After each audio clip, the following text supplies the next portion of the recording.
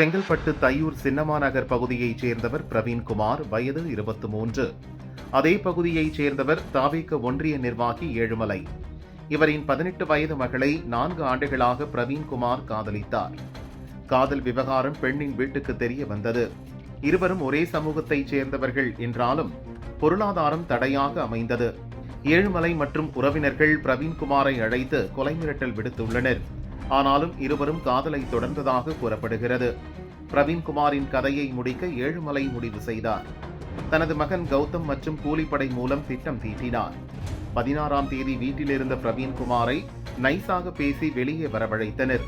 தெருமுனைக்கு வந்ததும் காரில் காத்திருந்த ஏழுமலை, கௌதம் மற்றும் கூலிப்படை கும்பல் பிரவீன்குமாரை சரமாரியாக வெட்டி வீசியது.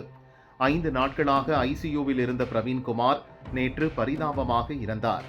கேளப்பாக்கம் போலீசார் ஏழுமலை, கௌதம், மணிகண்டன், நந்தீஸ் ஆகியோரை கைது செய்தனர்.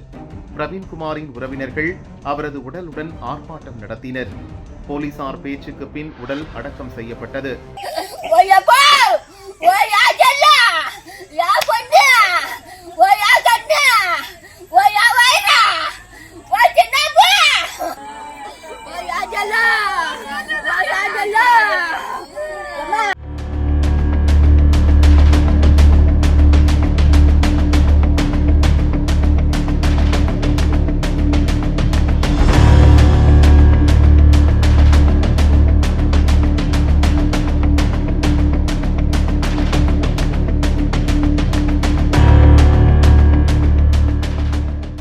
அதே பகுதியைச் சேர்ந்த கஞ்சா போதை கும்பலை பணத்துக்காக கூலிப்படையாக மாற்றியுள்ளனர்.